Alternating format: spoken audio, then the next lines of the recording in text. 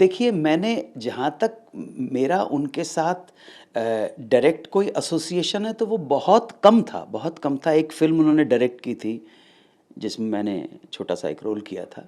लेकिन उस फ़िल्म के निर्माण के दौरान एक ऐसी घटना हो गई, 6 अगस्त 1993 को, 6 अगस्त 1993 को, 5 अगस्त को मुझे उनके साथ शूटिंग करनी थी। तो उन्होंने कहा कि बस अब एक एक ही शॉट बचा है तो आप कल का छुट्टी कर लीजिए।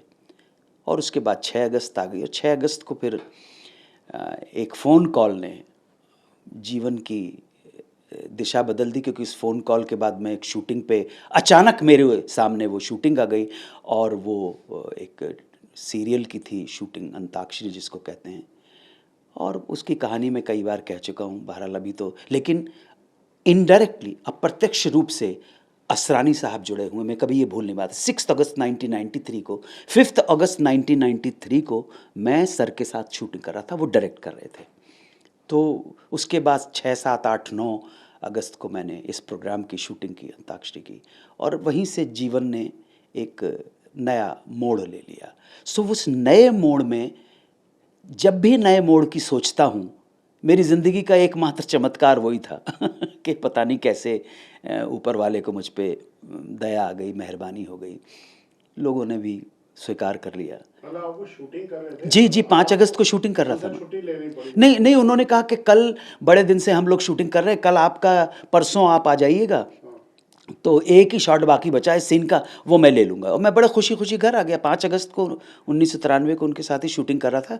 ये इस फ़िल्म का नाम था उड़ान, जिसे प्रोड्यूस किया था ललित कपूर और शबनम कपूर ने। डायरेक्ट कर रहे थे असरानी साहब। हाँ जी, उन्होंने अपनी इच्छा जाहिर की थी कि मेरा संस्कार जब होगा बहुत प्राइवेट रखा जाए। कल हमें जैसे सूचना मिली, हम लोग दौड़ भाग कर रहे थे, तो हमको बड़ी मुश्किल से पता चला कि सांता क्रूज क्रिमेशन ग्राउंड में उनको ले गया। और जब हम वहाँ पहुँचे तब तक उनका क्रिमेशन हो चुका था। जी। इसके पीछे क्या भावना रही होगी आने की? भावना सिर्फ़ यही है कि एक सेलिब्रिटी हैं, वो बहुत बड़े स्टार थे।